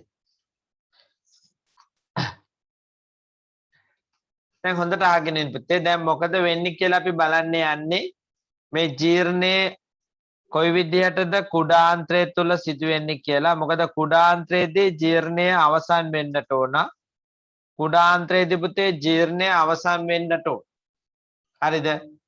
මේ වෙනකොට අපි ගත්තොත් එහෙම දැන් අපි කාපු කෑම වර්ග ගත්තොත් කාබෝහයිඩ්‍රේට් කියලා නෙමෙයි අපි කියන්නේ පිෂ්ඨය කියලා. ඒක පටන් ගන්නෙ කාබෝහයිඩ්‍රේට් කියන එක පටන් ගන්න පුතේ පිෂ්ඨේ. ප්‍රෝටීනමයි ලිපිඩ ලිපිඩමයි. හරිද? තර අපි කාපු පිෂ්ඨය මුලින්ම මුඛ කුහරයේදී ජීර්ණය වුණානේ. මතකයි. ඒ මෝල්ටෝස් බවට. හැබැයි එතෙන්දී ජීර්ණය නොවිච්ච පිෂ්ඨය තාම තියෙන්න පුළුවන්. එහෙනම් ඒ ටික කොහෙට දෙන්නේ? කුඩාන්ත්‍රයට එන. ඊට පස්සේ ප්‍රෝටීන බිඳ හැලුණානේ ආමාශයේදී මතකයි. පෙප්සින් මගින් පොලිපෙප්ටයිඩ් කරා. හැබැයි එයාට ජීර්ණය කරගන්න බැරි වෙච්ච ප්‍රෝටීන තාම තියෙන්න පුළුවන්. එහෙනම් ඒ ටික කොහෙට දෙන්නේ? කුඩාන්ත්‍රයට එනවා. එහෙනම් කුඩාන්ත්‍රයට එනවා පිෂ්ඨය එනවා. ඒක එකක්. හරිද? දෙක ප්‍රෝටීන එනවා. තුන්වෙනි එක ලිපිඩ එනවා. එමිත පිෂ්ඨය එනවා, ප්‍රෝටීන එනවා, ලිපිඩ එනවා. ඔය තුන් දෙනාම එනවා. ඊට පස්සේ අපිට යුෂ වර්ග කීයක් තියෙනවද පුතේ? එකක් තමයි අපිට යුෂ තිබුණා මතකයිද? අග්න්‍යාශයක යුෂය. අග්න්‍යාශයක යුෂය. ඒක එකක්. දෙවෙනි එක පිත් යුෂ. තුන්වෙනි එක ආන්ත්‍රික යුෂ. තේරුණාද? ආන්ත්‍රික යුෂය.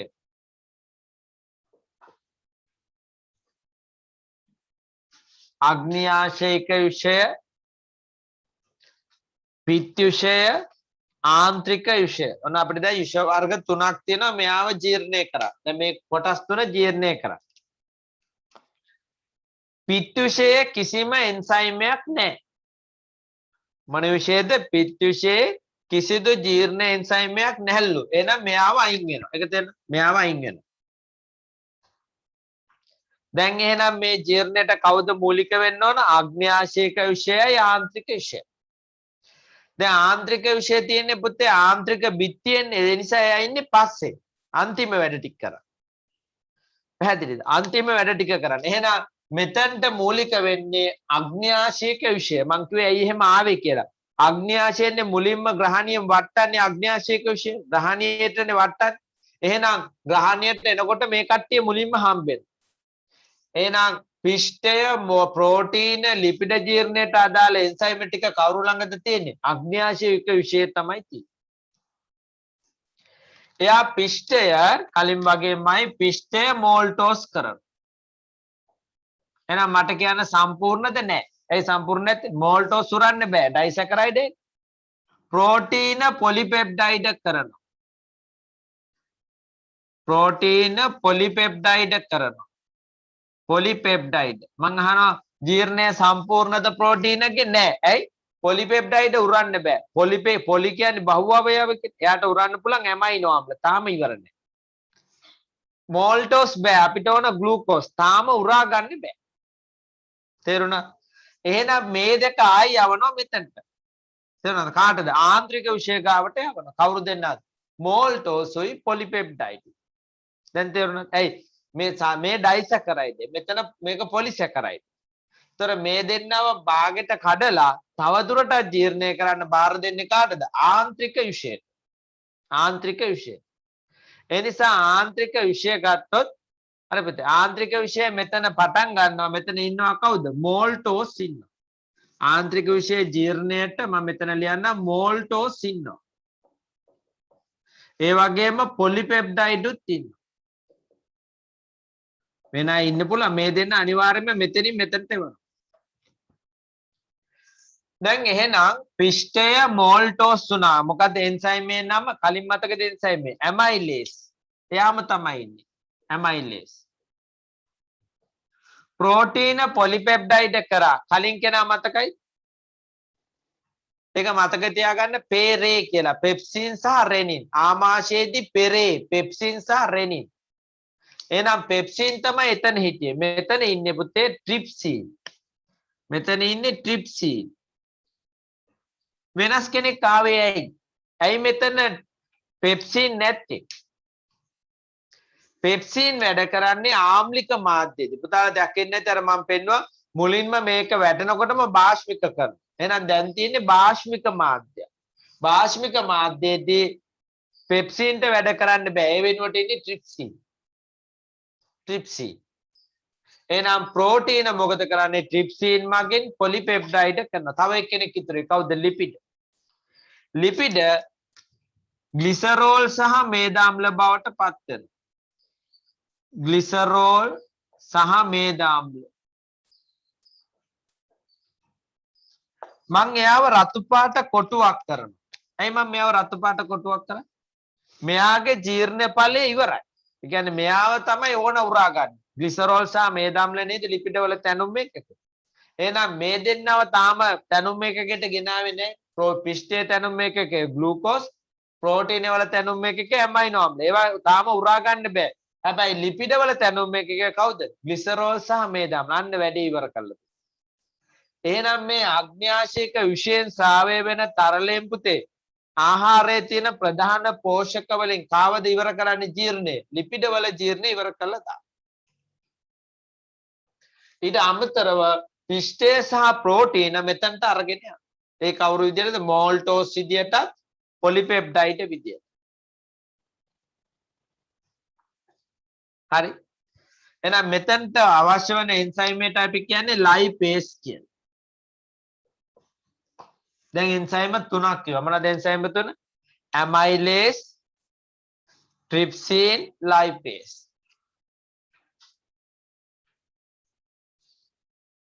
ඇමයිලේස්, ට්‍රිප්සින්, ලයිපේස්. මේ කාගෙන්ද? අග්න්‍යාශික විශේෂ. අග්න්‍යාශික විශේෂ. එහෙනම් අපි නිකන් මතක තියාගමු අක්කා ට්‍රිප් එකක් ගිහින් ලන්ඩන්. අක්කා කිව්වේ අග්න්‍යාශික කියන්නත් පුළුවන්, ඇමයිලේස් පටන් ගන්නත් පුළුවන්. ට්‍රිප් එකක් කිව්වේ ට්‍රිප්සින්, ලන්ඩන් කිව්වේ ලයිපේස්. ඒ කාගේ එන්සයිම තුනද? අග්න්‍යාශය එන්සයිම තුන. ආමාශය එන්සයිම දෙක මතක තියාගන්න කිව්ව හැටි මතකයිද? මොකක්ද? පෙරේ, පෙප්සින් සහ රෙනින්. අග්න්‍යාශික විශේෂ එන්සයිම තුන මතක තියාගන්න. අක්කා ට්‍රිප් එකක් ගෙන් ලන්ඩන්. අක්කා කිව්වේ ඇමයිලේස්. අයන්නේ. ට්‍රිප් එකක් කිව්වේ ට්‍රිප්සින්. ලන්ඩන් කිව්වේ ලයිපේස්. හැබැයි අන්තිමට කියන කෙනා විශේෂයි. ඒකෝ එයාගෙන් ජීර්ණ ඉවර කළා තා. එයාගෙන් ජීර්ණ ඉවරයි. කාගේ ජීර්ණයද? ලිපිඩ වල ජීර්ණ. දැන් පිත්තුෂ අපි කියවන්නේ තාම වැඩකට ගත්තේ නැහැ කියලා. පිත්තුෂයේ ජීර්ණ එන්සයිම නැහැ. හැබැයි පිත්තුෂ මේ ලිපිඩ ජීර්ණයට උදව් කරනවා.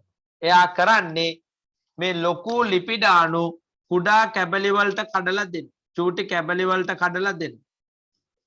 මේක කරන්නේ පිට මගින්. හැබැයි ජීර්ණයක් නෙමෙයි පුතේ කරන්නේ. මොකද කරන්නේ? ලොකු කැබලි කුඩා කැබලි බවට කඩලා දෙනවා. මේකට නමක් කියනවා මේද තෛලෝද නැත්නම් ලිපිඩ තෛලෝදකරණය කියලා.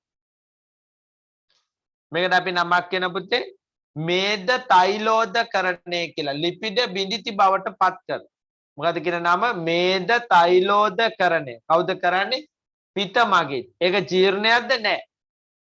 ඒක උදව් කරනවා ලිපිඩ ජීර්ණයට. ඒ පෘෂ්ඨ වර්ගඵලයේ වැඩි වෙනවා. පුතාලා දන්නවනේ ප්‍රතික්‍රියා ශීඝ්‍රතාවය යටතේ කුඩා කැබලි වුණු ගමන් ප්‍රතික්‍රියා ශීඝ්‍රතාවය වැඩි කියලා. ඒ අනුව ලිපිඩ ජීර්ණය පහසු කරලා දෙනවා. දැන් කාගේ එන්සයිම ටිකද ඉතුරුනේ තව? ආන්ත්‍රික විශේෂ එන්සයිම ටික. දැනටම දෙන්නෙක් මම තිබ්බා. ඒ කවුද? මෝල්ටෝසුයි පොලිපෙප්ටයිඩ්. මෝල්ටෝසුයි පොලිපෙප්ටයිඩයි තිබ්බා. මම මෝල්ටෝස පොඩ්ඩක් යටට ගන්නවා. මෝල්ටෝස් නෙවෙයි පොලිපෙප්ටයිඩ් යටට ගන්නවා. මෙතනට තව එන්න පුළුවන් පුතේ සුක්‍රෝස්. මෙතනට තව එන්න පුළුවන් සුක්‍රෝස් සහ ලැක්ටෝස්.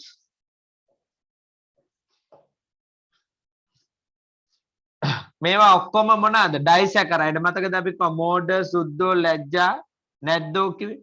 මෝල්ටෝස්, sucrose, lactose. මේකට යටින් ලියනවා කවුද තව ඉන්නේ? පොලිපෙප්ටයිඩ්. දැන් මේගොල්ලෝ අවසාන භාගයට ඇවිල්ලා තාම උරා ගන්න විදිහක් නැහැ. එහෙනම් මෝල්ටෝස් මොකද කරලා දෙන්න ඕන? ග්ලූකෝස් කරලා දෙන්නට ඕන. සුක්‍රෝස් පුතාලා දන්නවා තැනුම් මේකක ග්ලූකෝස් සහ ෆ්‍රක්ටෝස්. එහෙනම් එයාව ග්ලූකෝස් සහ ෆ්‍රක්ටෝස් කරලා දෙන්නට ඕන. ලැක්ටෝස් ග්ලූකෝස් සහ ගැලැක්ටෝස් කරලා දෙන්න ඕන. එතන ග්ලූකෝස් සහ ගැලැක්ටෝස් කරලා දෙන්නට ඕන.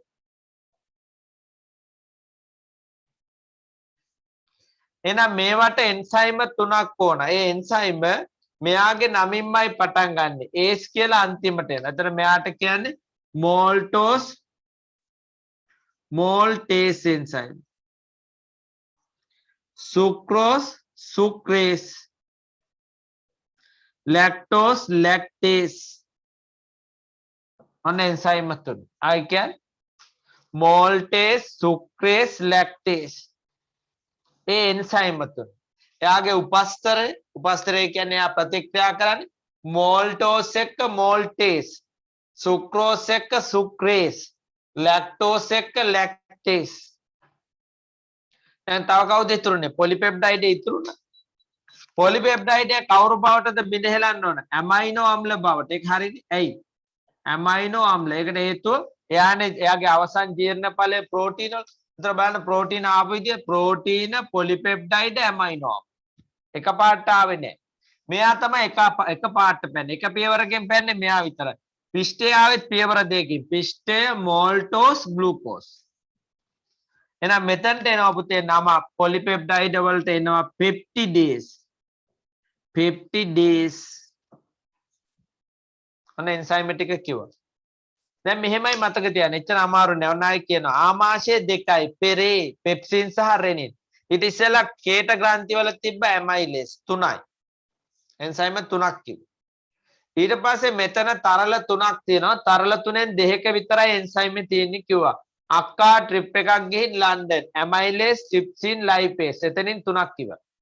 තව හතරක් තියෙනවා.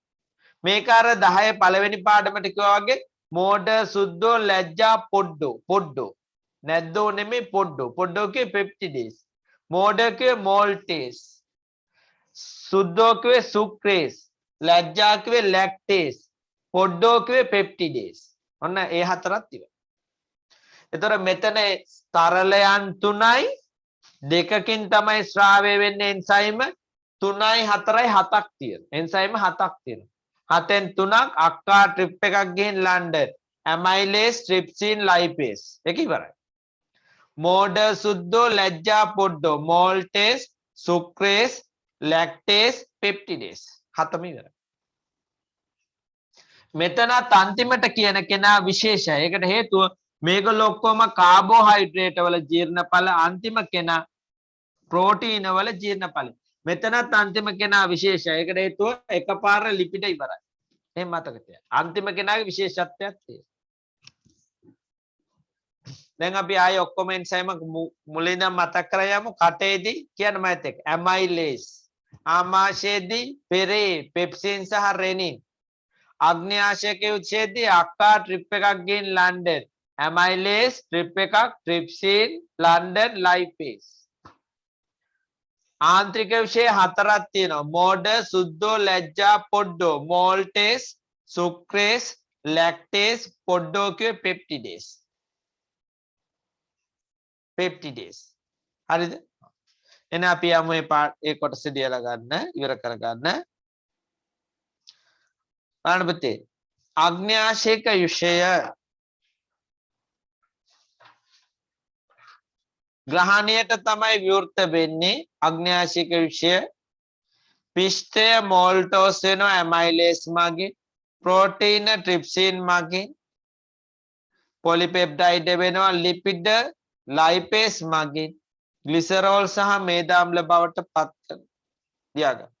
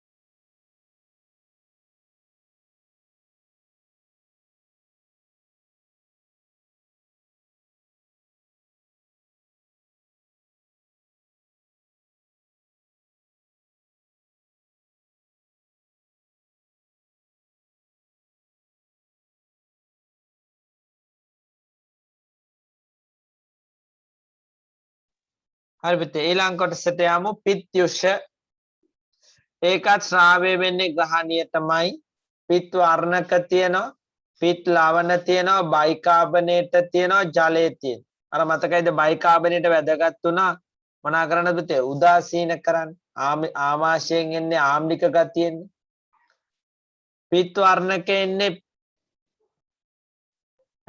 පිත් ලවණ තියෙනවා ජලය තියෙනවා ජීර්ණ එන්සයිම අඩංගු නොවේ හයිලයිට් කරගන්න ජීර්ණ එන්සයිම අඩංගු නොවේ මේද ජීර්ණයට බලපායි පිට මගින් ලිපිඩ බිඳිත බවට පත් කරයි මෙය මේද තෛලෝද කරණයයි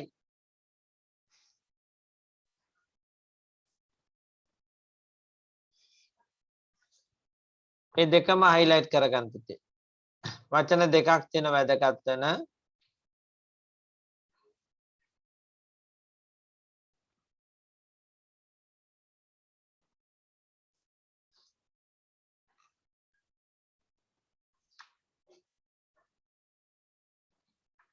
එකක් තමයි ජීර්ණ එන්සයිම අඩංගු නොවේ කියන එක. දෙවෙනි එක මේද තෛලෝද කරණය.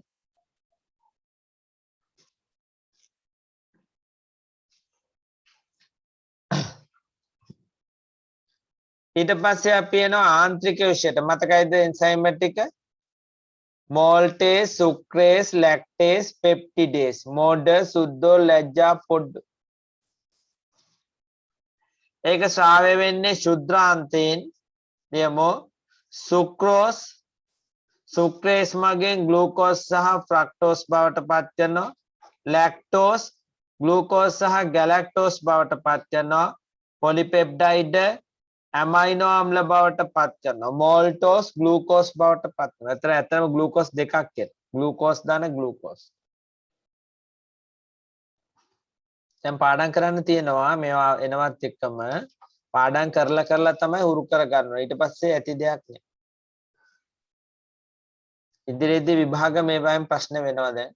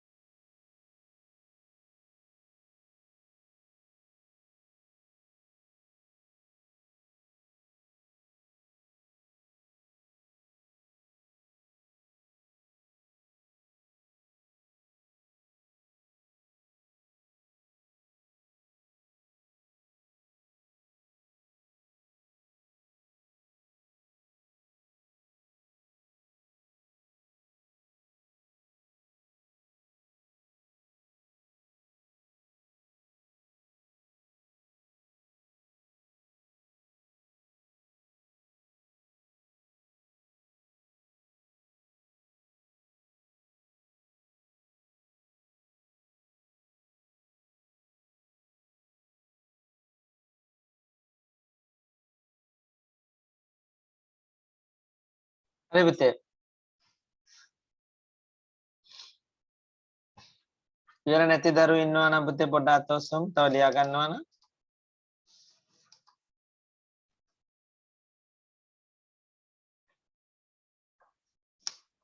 ඉවරයි.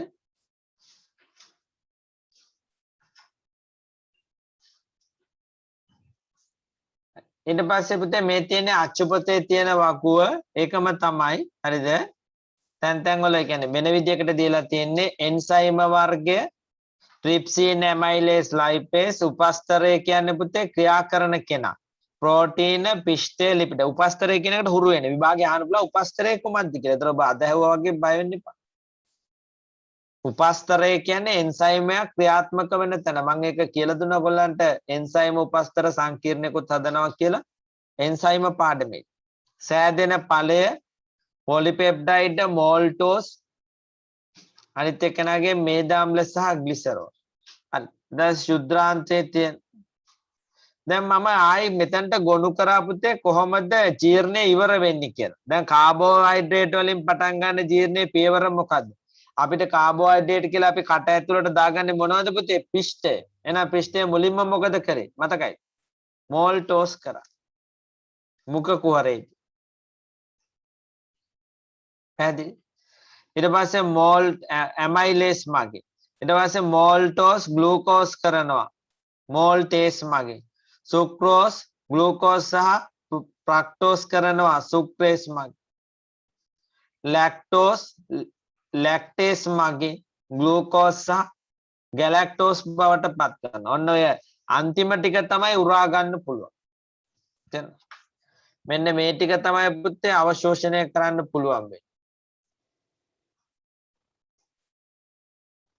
මෙන්න මේ ටික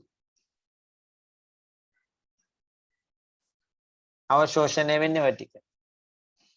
දැන් ඔය විදිහට මතකයි නම් ප්‍රෝටීන් උත් ලියන්න. ප්‍රෝටීන පටන් ගත්තේ ප්‍රෝටීන පොලිපෙප්ටයිඩ් කරා. මොකෙන්ද? ට්‍රිප්සින් මගින්. කොහෙද? ආමාශය. මතකයි නේද? ආමාශයේදී. ඊට පස්සේ පොලිපෙප්ටයිඩ් ඇමයිනෝ අම්ල කරා පෙප්ටිඩේස් මගින්. ට්‍රිප්සිනුත් ඉන්න ඕන මෙතනට ලියන්න පුතේ. පෙප්සිනුත් ඉන්න. වැරදුනා මට. ට්‍රිප්සින් ආවේ අග්න්‍යාශයක විශේෂ. හරිද? මෙතනට ඕන පෙප්සිනුත් ලියන්න. එතකොට හරි. එතකොට ආමාශයයි මේකට උදව් කරන්නේ ආමාශයයි කුඩාන්ත්‍රය. නැත්නම් ග්‍රහණීය.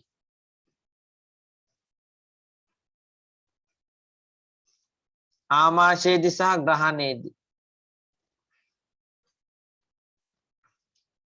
පෙප්සින් තමයි ආමාශය. හොඳ ආමාශයයි ග්‍රහණීය. ඇමයිනෝ අම්ලාවේ කුඩාන්ත්‍රයේ අග කොටස. ඇමයිනෝ අම්ල වේ. ලිපිඩ ජීර්ණය එක පියවරයි මතකයිනේ. ලයිපේස් මගින් ග්ලිසරෝල් සහ මේදාම්ල බවට පත් කරනවා.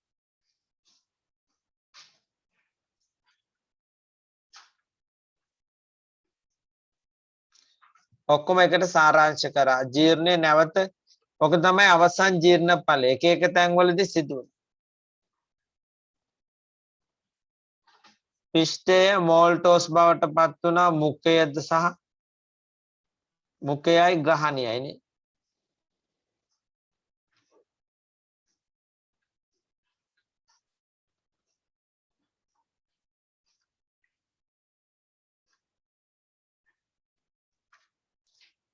මුඛයයි ග්‍රහණයයි.